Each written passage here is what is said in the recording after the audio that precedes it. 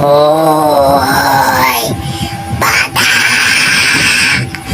Bakit palagi kang nangaaway ng kaklase mo? Lagi ka na lang nag-aaway araw-araw.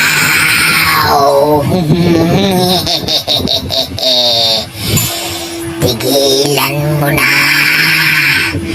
Nagagalit na sa'yo ang mga magulang mo. Araw-araw na lang ay lagi kang may nakakaaway sa eskwela.